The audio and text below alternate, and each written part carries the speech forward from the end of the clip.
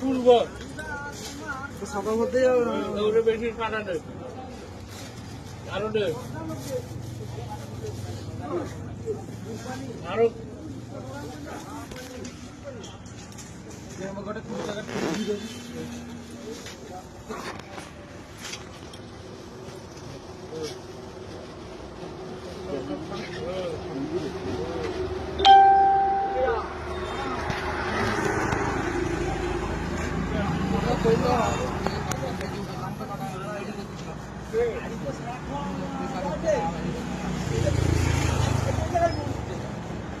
বড় ঠিক করে না হবে ই যাবে তো বেশি হবে ওটা কটা আছে ওটা 20 আগানো চেন 3 রেন দুটো আছে তো 3 টাকা চেন দিলি 2 টাকা দিলি